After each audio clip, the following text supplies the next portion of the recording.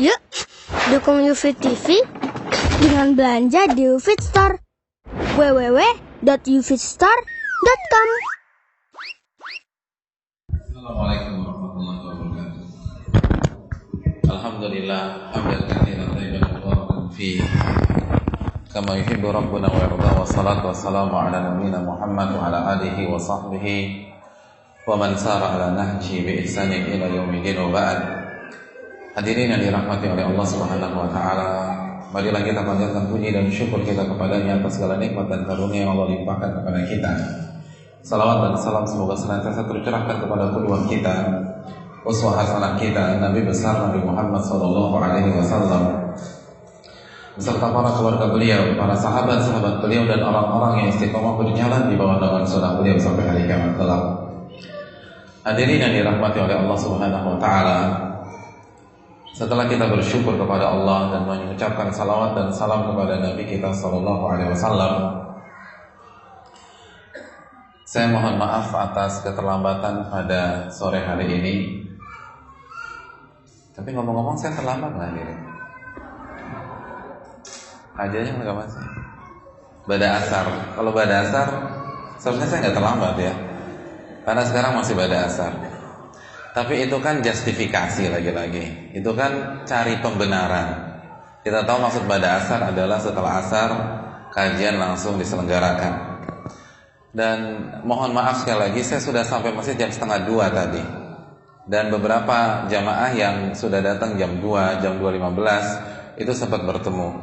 Tapi tadi sekitar jam 3 istri saya sakit dan harus istirahat, dan akhirnya saya pulang dulu ke hotel lagi, lalu balik lagi ke sini. Jadi jam 3 istri saya tidak enak badan, bahkan susah untuk berdiri. Akhirnya beliau butuh istirahat karena kayaknya masuk angin. Lalu saya bawa ke hotel untuk istirahat sehingga bisa nyaman, karena masih ada agenda setelah ini. Lalu saya berusaha kembali ke sini dan macetnya luar biasa, dan kita baru bisa bertemu kurang lebih jam 5:00 pada kesempatan kali ini. Oleh karena itu mohon maaf atas keterlambatannya, dan permohonan maaf ini saya tujukan kepada koordinator dan DKM masjid yang telah memberikan sarana dan prasarana, dan jamaah sekalian. Dan semoga Allah Subhanahu wa taala memberikan pahala kepada jamaah sekalian atas niatnya untuk menuntut ilmu agama, lalu plus kesabarannya dalam menunggu, plus kelapang dadaannya sehingga menerima kata maaf dari al-fakir yang sedang berbicara pada saat ini. Jadi insya Allah ada hikmahnya, antum dapat 3 pahala. Pahala thalabul ilm, pahala sabar menunggu, dan ketiga pahala memberikan maaf kepada seorang muslim. Tapi ngomong-ngomong, dimaafkan apa tidak? Jazakallahu khairan atas kelapang dadaannya. Hadirin yang dirahmati oleh Allah Subhanahu wa taala, pada kesempatan kali ini kita berbicara tentang tema yang simpel, tema yang sederhana, namun basic. Ini dasar.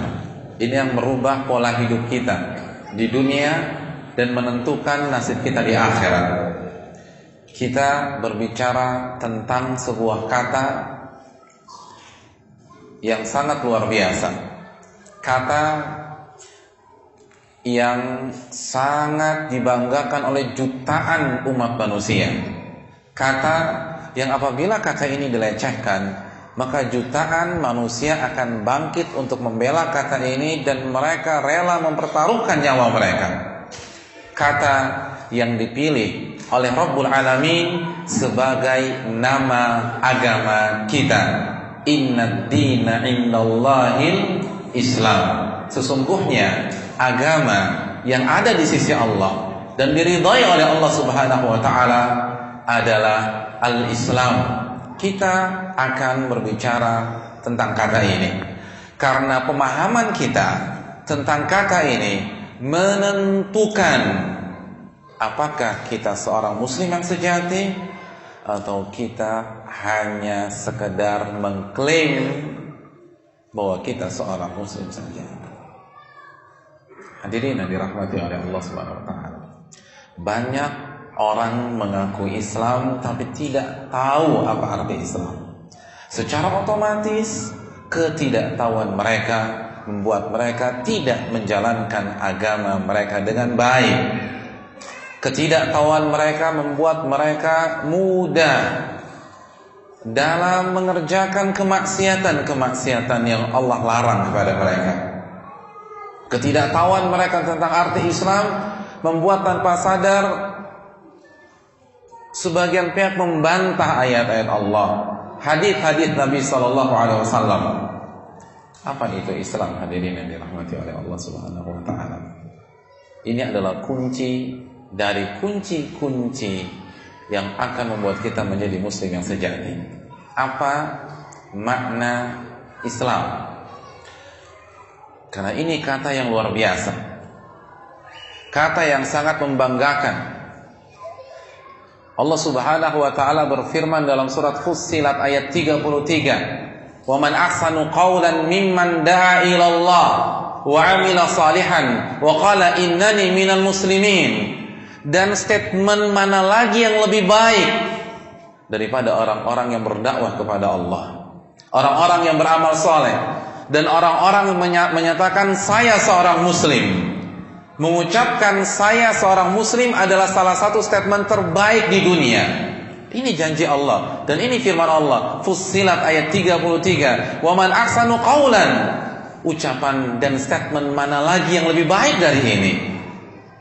Hadirin, ketika kita mengucapkan saya seorang muslim, itu ibadah kepada Allah. Itu dapat pahala di sisi Allah Subhanahu wa taala. Oleh karena itu,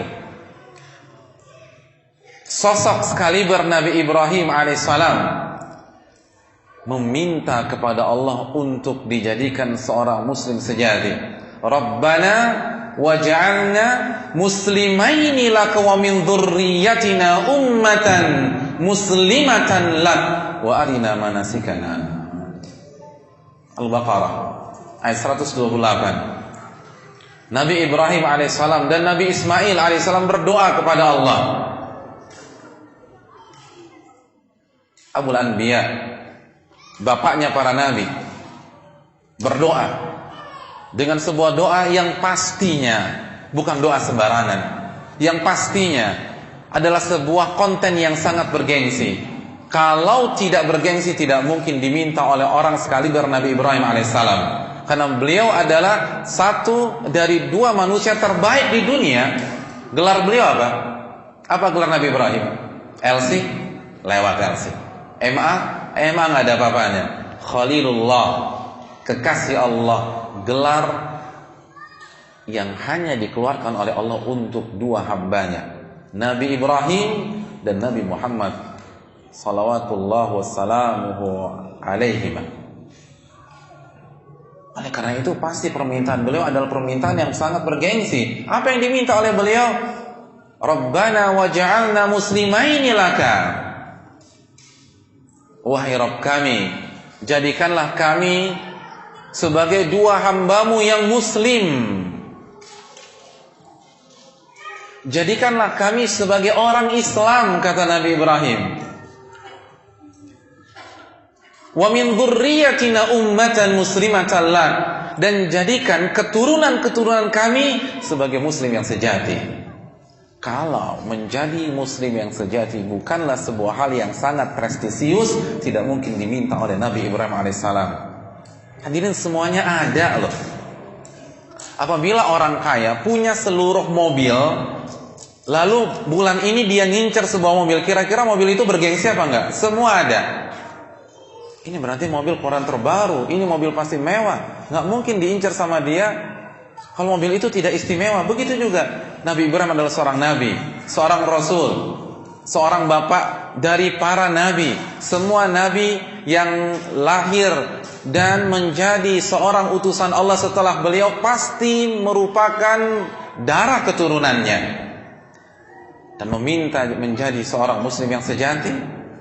Hadirin yang dirahmati oleh Allah Subhanahu wa taala. Pertanyaan terbesarnya, apa arti dari seorang muslim?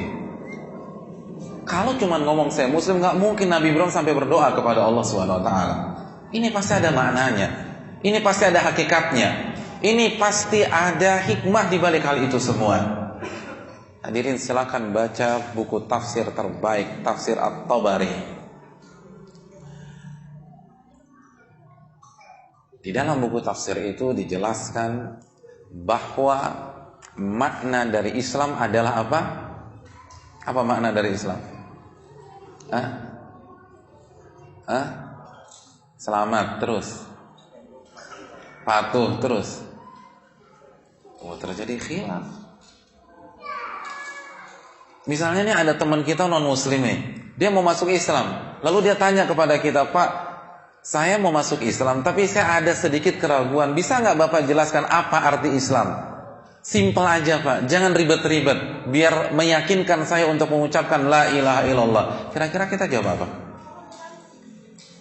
Apa jawaban kita? Islam itu, apa Islam itu?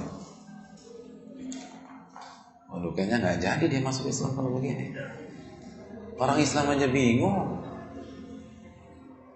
Islam satu kata, menyerah. Itu Islam, menyerah. Silakan baca tafsir Tabari ketika beliau menjelaskan surat Al-Baqarah ayat 128 itu. Islam artinya menyerah. Saya akan berikan analogi sederhana. Apabila seorang tentara kehabisan peluru, terkepung, lalu dia melihat kekuatan musuhnya tidak seimbang dengan kekuatan dia, maka dia letakkan senjatanya dan dia mengangkat bendera putih seperti ini. Artinya apa? Menyerah. Apa yang terjadi berikutnya? Musuhnya akan memberikan sepasang borgol, lalu mengatakan pakai borgol ini. Kira-kira dia pakai nggak dia? Dia pakai. Loh, tapi kan itu membelenggu Pak. Ustadz, dia sudah menyerah. Itu konsekuensi dari dia menyerah. Lalu musuhnya memerintahkan dia untuk berjalan sampai ke penjara mereka, dan si musuh asik-asik naik jeep mereka. Kira-kira dia protes apa enggak? Enak aja, gue jalan kaki, lo jalan kaki dong. Enggak, dia tidak akan protes. Kenapa? Karena dia sudah menyerah. Lalu ketika sampai di penjara, ketemu dengan Pak Sipir, kata Pak Sipir, tanggalkan pakaian Anda dan pakai baju penjara ini. Karena kan biasanya orang yang masuk penjara disuruh buka baju dan diberikan kostum penjara. Iya apa enggak? Iya enggak? Pengalaman dulu gimana nih? Loh, pengalaman teman mungkin, bukan pengalaman Anda.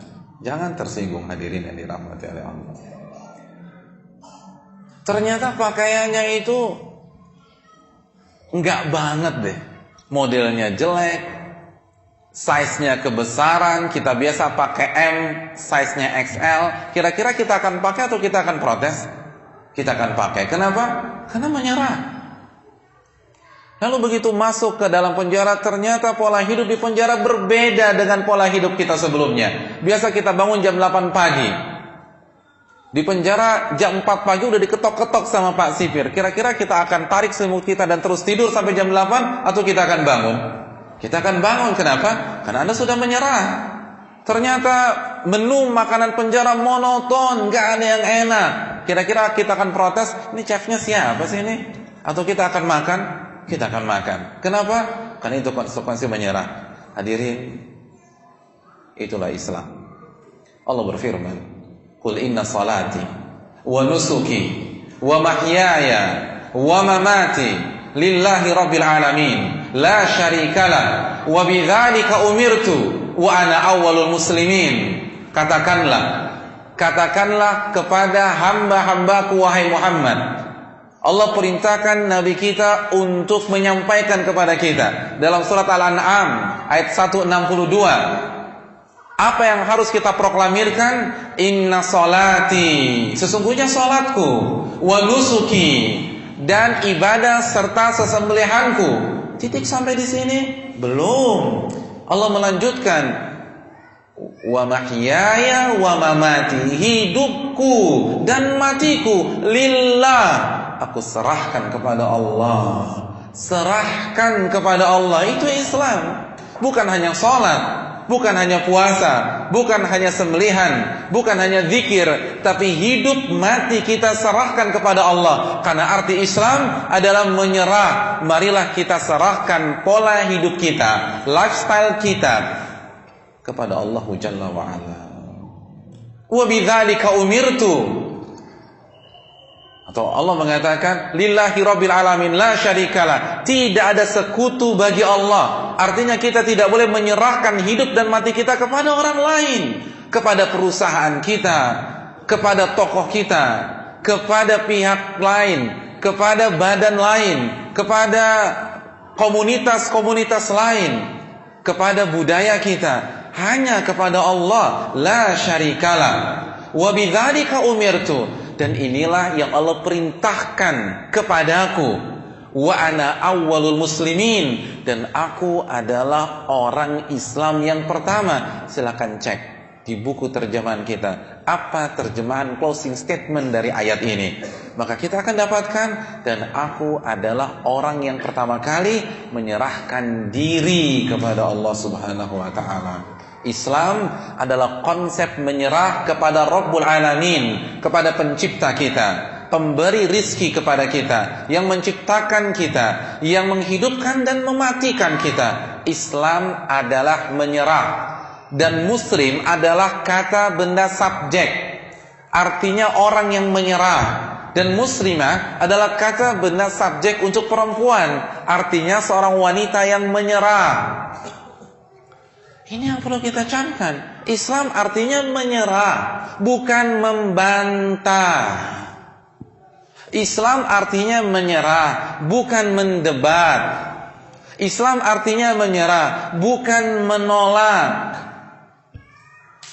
Jadi kalau kita ditanya, Kang, agama Akang itu apa? Saya seorang muslim. Artinya apa? Saya menyerah, bukan saya membantah. Kalau membantah itu bahasa Arabnya raddun. Nah gitu. Jadi kalau ada orang ngaku muslim tapi suka bantah ayat, bantah hadis, bantah syariat Allah, kayaknya dia perlu ganti nama deh. Kalau ditanya agamanya apa, Mas? Saya raddun. Nah itu baru cocok. Karena kalau saya muslim gak cocok. Muslim itu artinya menyerah, bukan membantah. Silakan buka buku bahasa Arab dan buka buku tafsir. Yang namanya menyerah itu enggak membantah. Apabila ada seorang mengatakan saya muslim, tapi ketika dikasih ayat, dikasih hadis, diberikan catatan kaki, didebat, diberikan tanggapan, lalu tanya, Kang, agama Kang apa? Saya muslim. Keliru. Dalam bahasa Arab itu dinamakan mu'tarid, orang yang suka menyanggah. Jadinya diganti, agama Akang apa? Saya mu'tarid. Nah itu cocok. Kalau muslim gak cocok. Muslim artinya menyerah, bukan membantah, bukan memberikan catatan kaki, bukan mendebat, bukan menyanggah, bukan durhaka, bukan menolak. Ini dikasih ayat, sudah jelas ayatnya, masih ditolak juga. Masih ditolak juga. Menolak dalam bahasa Arab itu rafid. Jadi kalau ditanya harusnya dikatakan saya ini rafid Pak Ustadz. Kalau artinya apa? Suka, nolak. Nah gitu. Karena kalau muslim gak cocok. Yang namanya muslim itu menyerah. Oleh karena itu hadirin yang dirahmati oleh Allah, slogan orang muslim sebagaimana yang Allah berfirman di dalam surat An-Nur ayat 51 adalah makana li mu'minin wala mu'minatin idza qadallahu wa rasuluhu amran an yakuna lahumul khiyaratu min amrihim. Mohon maaf, salah saya. An-Nur 51 itu Al-Ahzab 36 ya. An-Nur 51 adalah apa? Kok saya lupa sih. Siapa yang bisa bantu An-Nur 51? Maka nali mu'minin walam apa? Maka nali mu'minin walam mu'minatin apa? Bukan. Apa? Innama terima kasih. Jazakallahu khair. Terima kasih banyak. Innama kana qaulal mu'minin idza du'u ila Allah wa rasulihi liyahkuma bainahum an yaqulu sami'na wa ata'na. Sesungguhnya statement orang-orang muslim, orang-orang yang beriman, jika diajak kembali kepada Allah, diajak kembali kepada Rasulullah SAW, agar Nabi menetapkan hukum di tengah-tengah mereka, mereka hanya mengatakan apa? Sami'na wa ata'na, kami dengar dan kami taat. Ayat ini diawali dengan kata-kata innama, artinya seorang muslim itu tidak ada komentar, tidak ada ucapan dan tidak ada kalimat ketika diajak kembali kepada Allah kecuali dua kalimat, sami'na wa ata'na, kami dengar dan kami taat. Kenapa demikian? Karena ini ada korelasinya dengan makna Islam. Arti Islam tadi apa?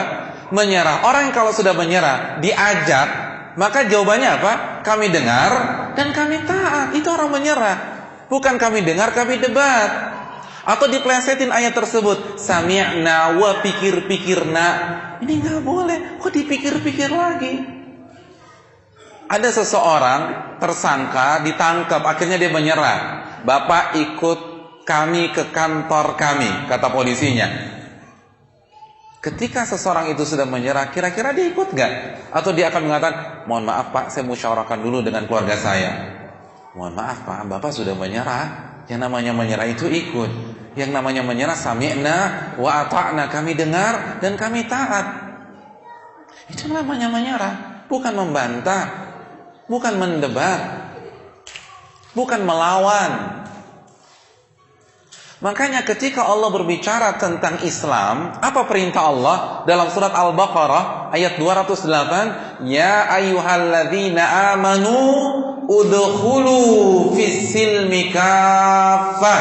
Wahai orang-orang yang beriman, masuklah ke dalam agama Islam secara total, kafah. Kenapa demikian? Karena ini ada korelasinya dengan makna Islam. Allah tidak mengatakan masuklah ke dalam Islam setengah-setengah, enggak.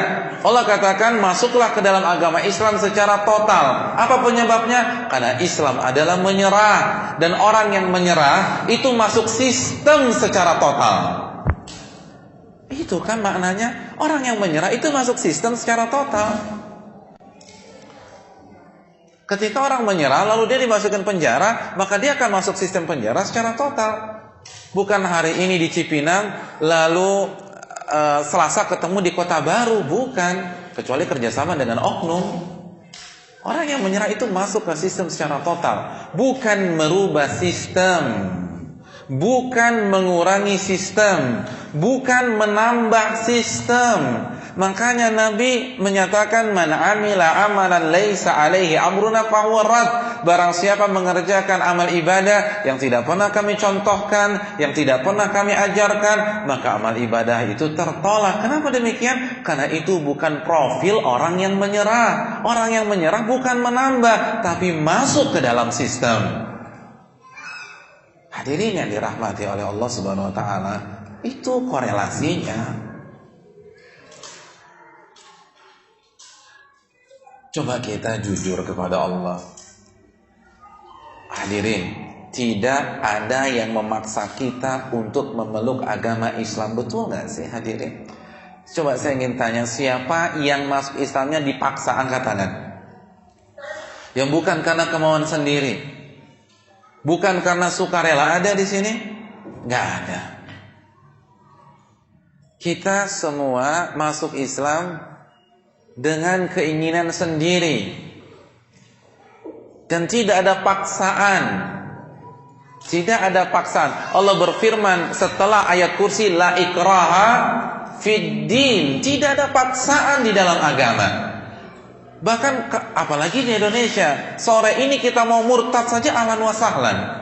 Allah berfirman, faman syaa falyu'min wa man syaa falyakfur. Barang siapa yang ingin tetap bertahan di atas Islam dan iman, silahkan. Dan barang siapa yang ingin kafir dan murtad, ahlan wa sahlan, kata Allah. Gak ada masalah. Gak ada yang maksa kita. Tidak ada yang memaksa kita mengatakan saya muslim, Tidak ada yang memaksa kita mengatakan bahwa agama saya Islam. Oleh karena itu Allah minta kita jujur. Hanya itu kok. Jujur dong. Arti saya Muslim adalah saya menyerah. Islam itu konsep menyerah segala sesuatunya kepada Allah Subhanahu wa taala. Allah hanya minta kita jujur, nggak ada yang maksa. Saya akan berikan analogi sederhana, hadirin yang dirahmati oleh Allah. Bapak-bapak, ibu-ibu punya anak. Lalu anaknya kita sekolahkan ke sebuah sekolah. Kira-kira kita nyari sekolah yang ada peraturan atau yang nggak ada peraturan? Coba nih, jujur. Kita nyari sekolah buat anak kita yang ada peraturannya atau yang nggak ada peraturan?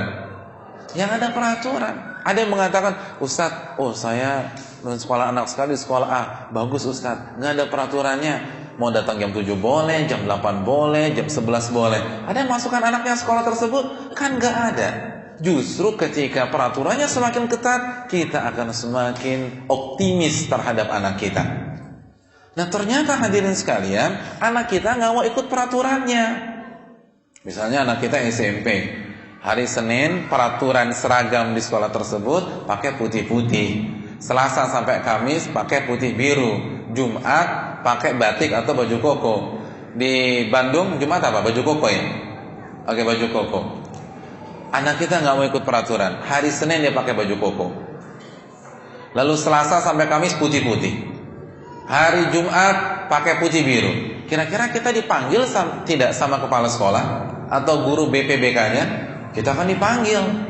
Lalu akan dijelaskan, mohon maaf Pak, Bu, anak Bapak itu tidak mau mengikuti peraturan kami dalam masalah seragam. Kita katakan, bagus itu. Saya aja bapaknya nggak pernah ngatur, Anda lagi ngatur-ngatur. Kira-kira jawaban pihak sekolah apa hadirin? Mereka akan mengatakan, benar Pak, kami tahu sedalam-dalamnya Bapak adalah orang tuanya dan kami bukan siapa-siapa. Namun perlu Bapak ingat, Bapak yang telah memasukkan anak Bapak ke sekolah kami dan tidak ada paksaan sama sekali. Dan sekolah kami punya peraturan Pak, sekolah kami punya sistem. Kalau Bapak tidak suka dengan sistem sekolah kami, monggo silahkan, Bapak tahu pintu gerbangnya ada di mana. Kan simpel. Nah begitu juga dengan agama, nggak ada yang maksa kita masuk ke dalam Islam. Kalau kita nggak suka, Allah kasih pintu gerbang yang sangat luas untuk kita. Faman syaa'a falyu'min wa man syaa'a falyakfur. Barang siapa yang tidak mau, silakan keluar. Nggak ada paksaan. La ikraha fiddin. Allah hanya minta kita jujur. Arti saya Muslim itu saya menyerah, bukan saya membantah, bukan saya mendebat, bukan saya beropini. Jadi kalau sudah menjadi Muslim nggak ada lagi tuh. Menurut saya Pak Ustadz, kok menurut Bapak? Harusnya kan menurut Allah. Karena artinya saya Muslim, menyerah, bukan memberikan pendapat. Kalau memberikan pendapat bahasa Arabnya muqtarih. Jadi harusnya saya muqtarih, saya orang yang hobi kasih pendapat, bukan saya Muslim. Muslim itu artinya menyerah, suka atau nggak suka, itu menyerah, nggak bisa diganti lagi, menyerah, dan tidak ada yang maksa kita. Oleh karena itu jangan sampai kita divonis munafik oleh Allah Subhanahu Wa Taala. Apa tanda orang munafik? Ayatul munafiki tsalat. Tanda orang munafik ada 3 kata Nabi SAW. Yang pertama apa? Idza haddatsa kadzaba. Jika dia berbicara bohong. Nah dikhawatirkan kita ngaku saya Muslim tapi masih ngebantah, masih ngelawan, masih durhaka. Ini bener gak sih? Arti Muslim kan menyerah, bukan membantah. Makanya hadirin yang dirahmati oleh Allah Subhanahu Wa Taala, Allah itu lebih menghormati orang kafir daripada orang munafik. Camkan baik-baik. Allah lebih menghormati orang kafir daripada orang munafik. Buktinya apa? Orang munafik disiksa lebih parah daripada orang kafir. Innal munafiqina fid darkil asfali minan nar. Sesungguhnya orang munafik berada di basementnya neraka. Jadi B2, B3, B4, nah itu di basementnya neraka, di keraknya neraka. Apa penyebabnya? Karena orang kafir fair. Dia nggak mau tunduk, dia katakan saya nggak mau tunduk. Dia durhaka, dia katakan saya nggak percaya. Orang munafik tidak jujur. Dia mengaku saya menyerah, tapi main belakang, tapi ngebantah, tapi kasih opini, tapi kasih komen, tapi mendebat. Gimana sih? Katanya menyerah, nggak fair. Allah lebih suka fair-fairan aja. Kalau Anda nggak terima, katakan saya nggak terima. Kalau Anda nggak percaya, katakan saya nggak percaya. Itu lebih dihormati oleh Allah. Adapun munafik tidak gentle, ngaku muslim tapi bermain di belakang. Oleh karena itu, hadirin yang dirahmati oleh Allah, jadilah muslim sejati sebagaimana harapan dari Nabi Ibrahim, Rabbana waj'alna muslimaini laka. Ya Allah, jadikanlah kami berdua orang-orang yang menyerah kepada Engkau. Bukan membantah, bukan mendebat, bukan melawan, bukan menambah agama Allah Subhanahu wa taala atau mengurangi, bahkan mengkebiri agama tersebut. Menyerah, hadirin yang dirahmati oleh Allah. Itu muslim sejati. Hadirin yang dirahmati oleh Allah Subhanahu wa taala. Di awal pembicaraan kita tadi, kita sempat menganalogikan Islam dengan tentara yang menyerah. Iya, Pak tidak? Betul ya? Hadirin yang dirahmati oleh Allah, perlu kita ketahui dalam ilmu analogi atau ilmu kias, dua hal yang dikiaskan itu tidak harus sama dari semua sisi. Cukup memiliki benang merah yang sama atau sama dalam satu sisi tertentu, maka kita bisa mengkiaskan sebuah hal dengan hal lain di kasus tersebut. Iya apa tidak? Ya. Maksudnya begini nih, biar nggak rancu. Tentara, ketika kita mengkiaskan Islam dengan tentara, yang ingin kita ambil hanya makna dasarnya saja, agar bapak-bapak dan ibu sekalian lebih mudah memahaminya. Bukan menyamakan penyerahan seorang hamba kepada Allah dengan penyerahan seorang tentara kepada musuhnya secara mutlak. Saya ingin bertanya, apabila seorang tentara menyerah kepada musuhnya, kepada siapa dia menyerah? Jawabannya, kepada pihak yang akan membelenggunya. Betul enggak? Iya. Kepada siapa dia menyerah? Kepada pihak yang akan menyiksanya. Iya apa tidak? Bahkan kepada pihak yang akan melukai, bahkan tidak segan-segan membunuhnya. Ini perbedaannya. Seorang hamba ketika menyerah kepada Allah Subhanahu wa taala, maka ia baru saja menyerah kepada penciptanya. Siapa penciptanya? Ar-Rahman, Ar-Rahim, Al-Alim, Al-Khabir.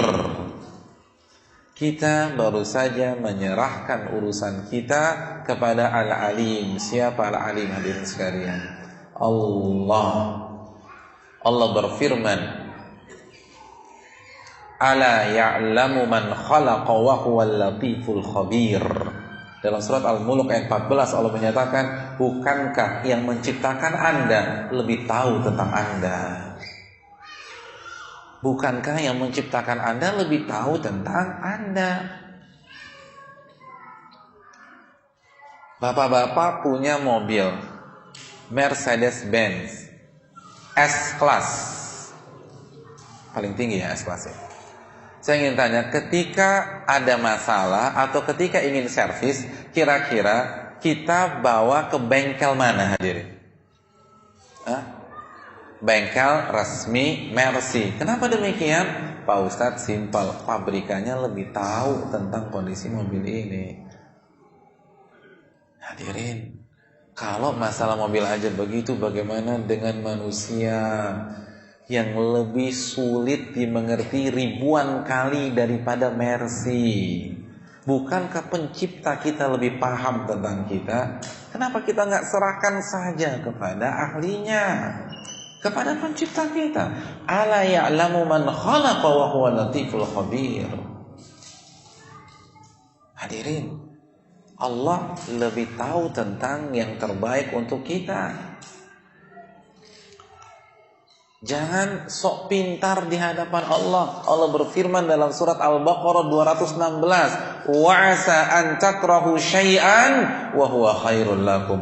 Bisa jadi yang kalian anggap ini buruk, kita pikir yang haram ini ribetin kita, nyusahin kita, membelenggu kita.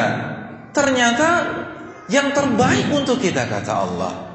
Wa 'asa an tuhibbu syai'an wa huwa syarrul lakum. Dan sebaliknya, kita anggap ini baik untuk kita, ternyata haram dan buruk untuk kita. Wallahu ya'lamu wa antum la ta'lamun. Allah yang Maha tahu dan kalian enggak ngerti apa-apa, kata Allah.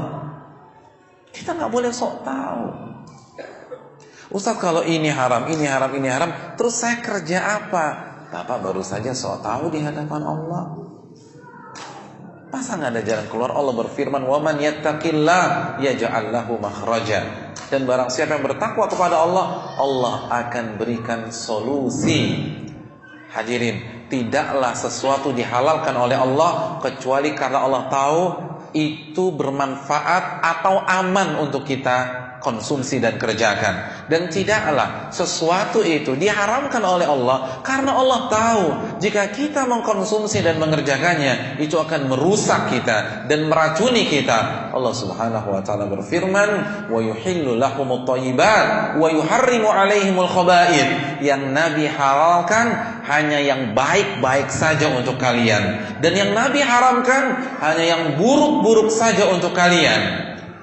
Yang menciptakan kita lebih paham tentang kita. Oleh karena itu menyerahlah. Kenapa kita bisa menyerah kepada manusia? Karena ilmunya.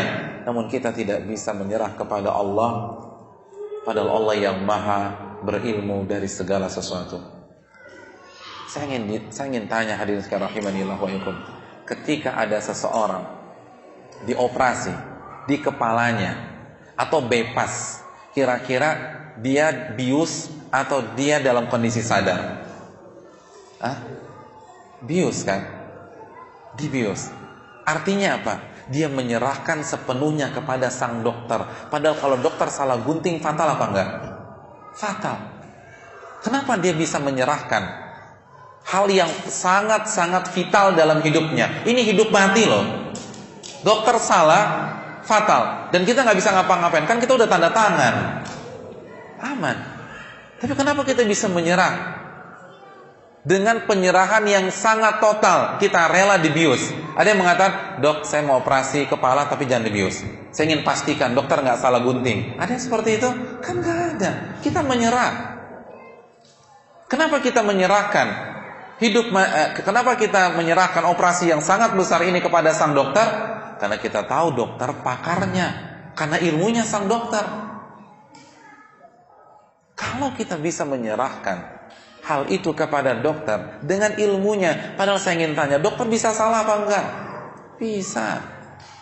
Dokter bisa keliru? Bisa keliru. Kenapa kita tidak mempercayakan hidup kita, tubuh kita kepada Rabbul Alamin yang tidak mungkin pernah keliru? Saya ingin tanya, ketika dokter kasih resep, kira-kira resep itu antum tebus apa enggak?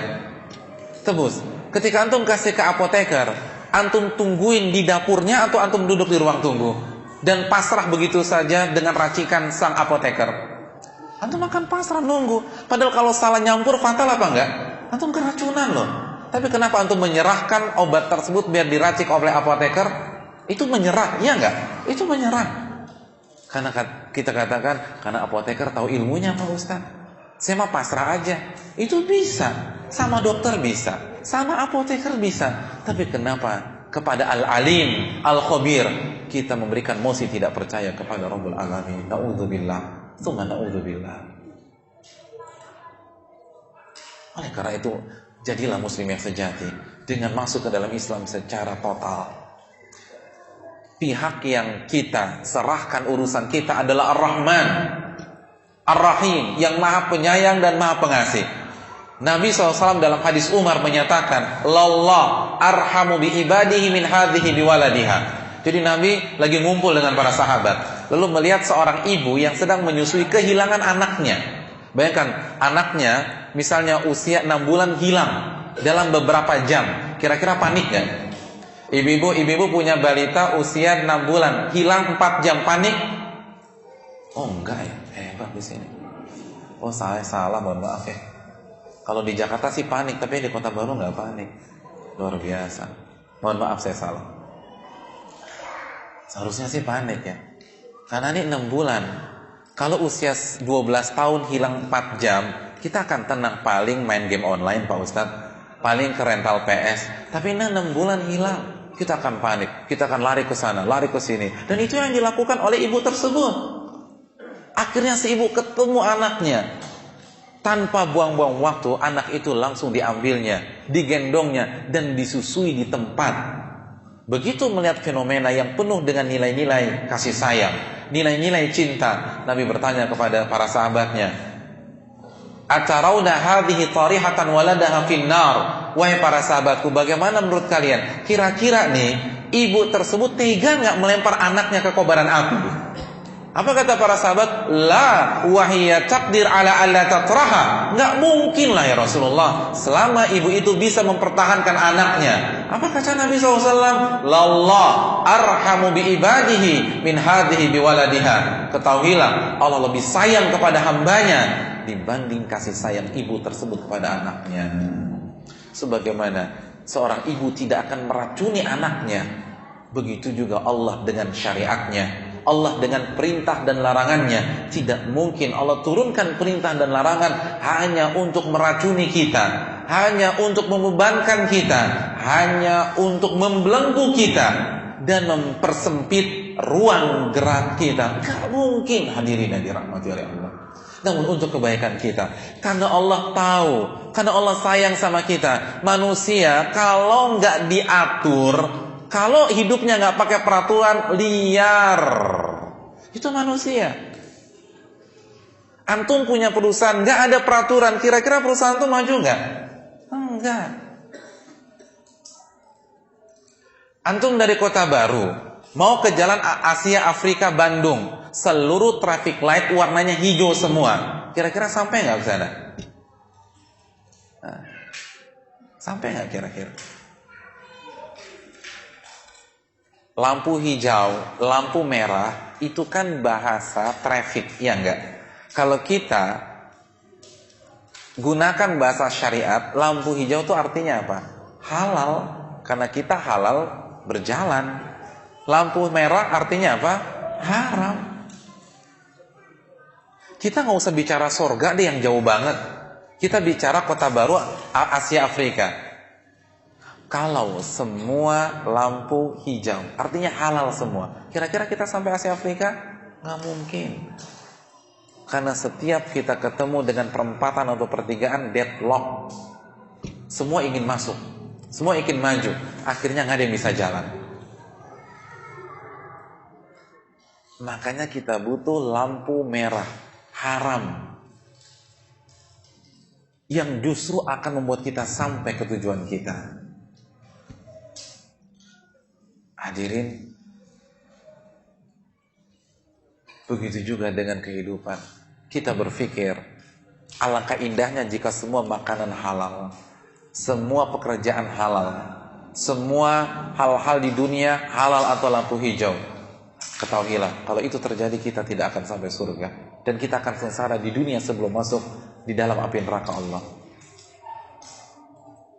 Karena itu tadi, hidup harus ada haramnya. Harus ada haramnya. Dan itu bentuk kasih sayang Allah. Saya ingin tanya, antum sayang gak sama anak antum? Antum udah nikah belum sih ngomong-ngomong? Udah kan? Sayang gak sama anak antum, Pak? Sayang. Kira-kira cara antum mengungkapkan rasa kasih sayang antum ke anak antum dengan antum bebaskan atau antum larang? Pak, aku mau malam mingguan sama teman ya. Kamu mau pulang jam berapa? Jam 10, Pak. Oh boleh. Oh boleh, Pak. Kalau jam 12? Boleh. Kalau jam 3, Pak? Boleh. Nggak pulang juga nggak masalah. Kira-kira mungkin nggak? Nggak mungkin kan? Karena kita akan merusak dia. Anak kita kelas 2 SD pulang ke rumah sambil merokok. Assalamualaikum, Pak. Pak, kenapa nggak dibiarkan? Kenapa nggak dilarang anak tersebut? Ustadz, saya sayang sama anak saya. Biarkan. Jangan mematikan ide dan jiwa kreativitasnya. Kira-kira mungkin? Gak mungkin.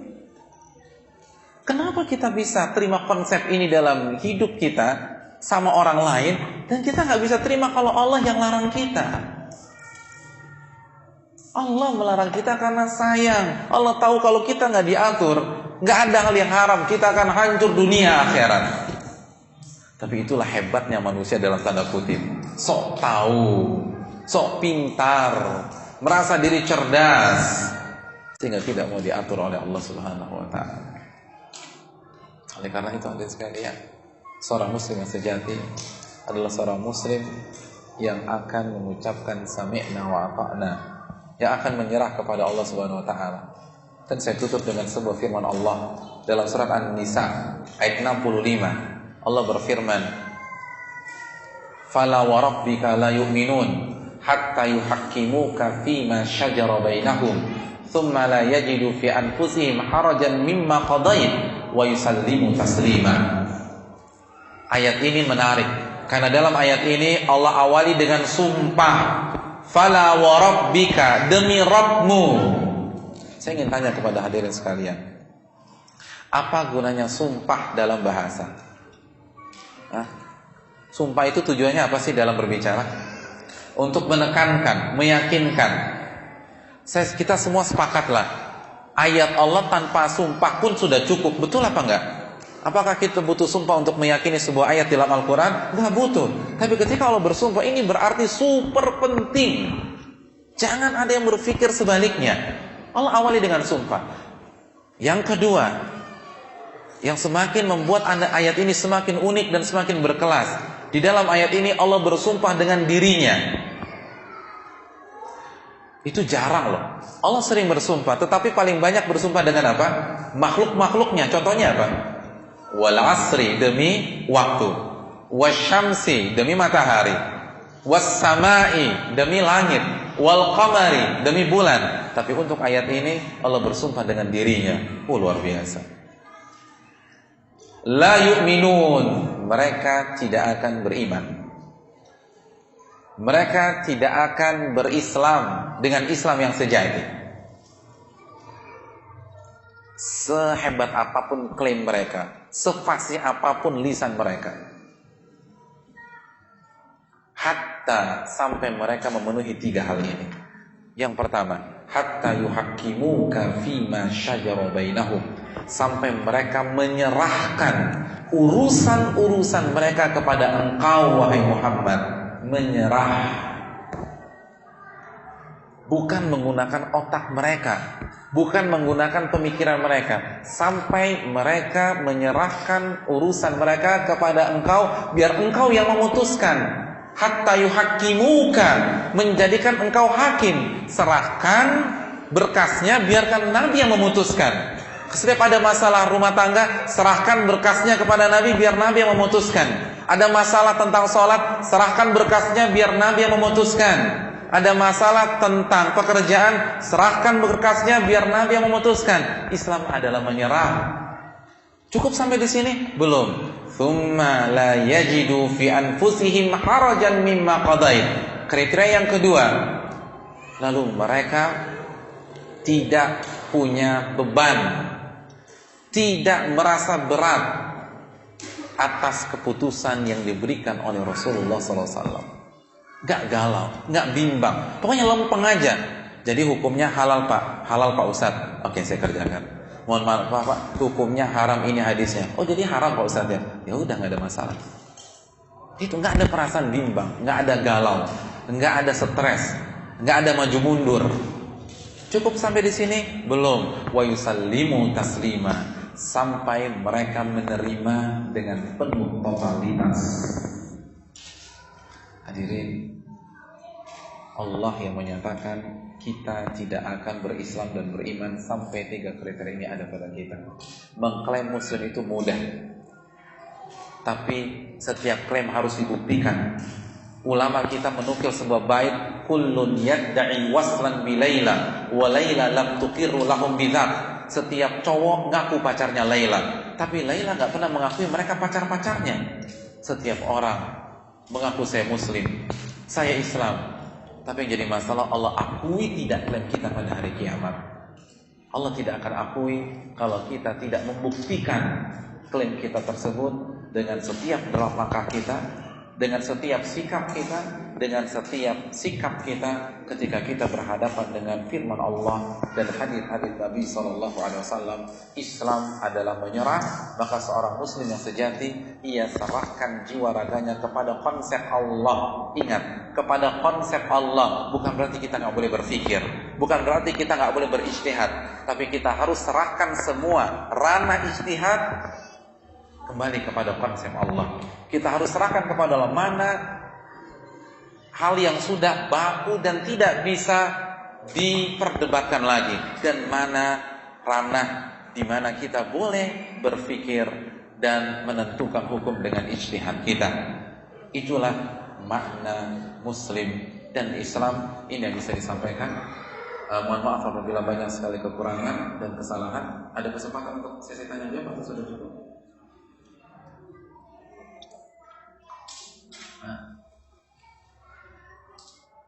Cukup. Ya, kita cukupkan dulu, nanti kita bicara dengan panitia. Terima kasih, jazakallahu khairan.